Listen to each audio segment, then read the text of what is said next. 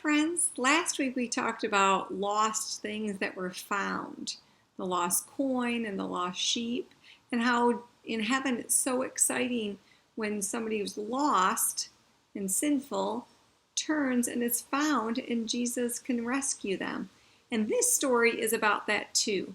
So this one is not about a lost coin or a lost sheep, but it's about a lost person. So listen to this story. And we want to thank the Grand family for making a video for us this week. Have fun watching it. Once upon a time, in a very cool house filled with friendly servants and delicious food, there lived a dad and his two sons.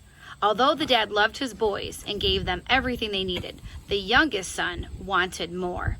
In fact, he wanted all the money he was going to get from his dad after his dad died, and he didn't want to wait until his dad died to get it. So one day he went to his dad and said, "You know how after you die, I'll get a whole bunch of your money? Well, I want to go away so I can live where I want to live. I want to do the things I want to do, like stay up late and eat whatever I want, whenever I want it. I want my share of your money now so I can get out of here."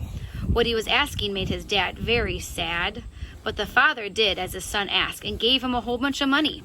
Then the father stood on the porch and watched as his son packed his bags and took off to a faraway place. He watched and he waited for a very long time. Having a whole bunch of money was fun at first. The younger son brought all kinds of stuff, met lots of people, and went to lots of parties. Problem was, the money didn't last. The friends didn't really care about him, and all the stuff he spent his money on no longer made him feel great. Things got worse. A famine came to the land. The land that normally had lots of water had none. The crops that needed rain to grow got none, and if there's no water and everything dries up. So the younger son took a job feeding pigs and started thinking about ways he could get his hands on some pig food to eat. Ew, hold on, eat pig food? That's disgusting, which is exactly what the boy thought. He had other thoughts too. This is crazy, and why did I ever leave home? He decided to go back to his father.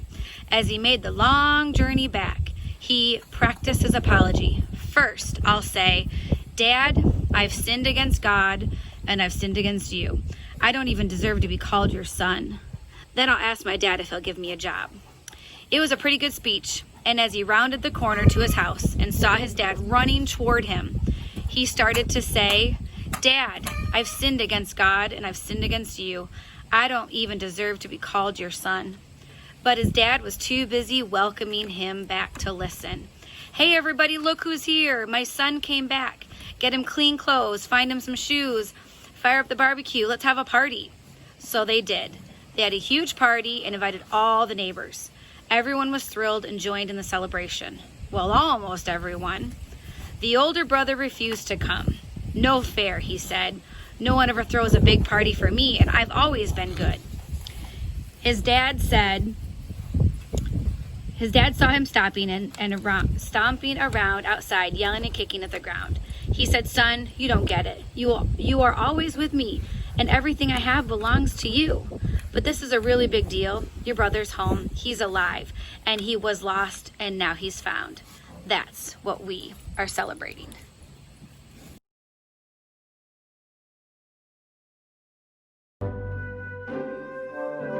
Why does Jesus spend time with people who do bad things? The religious leaders wondered. So Jesus told them a story about God's love. This is how it went. A man had two sons. The younger son asked for the money he would get when the father died. Heartbroken, the father gave his younger son half of his property. The son moved to a distant country. He wasted all the money. Then a famine came, and he had to feed pigs. He wished he could eat the pigs' food. My father's servants do better than this, he thought. I'll return home and admit that I have sinned against him and God. Maybe he'll make me one of his servants. The son went home. While he was still far away, his father ran to him and hugged him. I'm not worthy to be your son, he told his father. Bring my son my best robe, the father told his servants.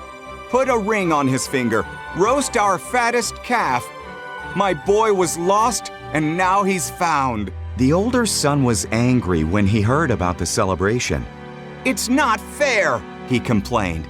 "I work faithfully and get nothing. He wastes your money and gets a party. All that's mine is yours," the father replied. "Your brother was dead. Now he's alive. He was lost. Now he's found. So what can we do but celebrate?"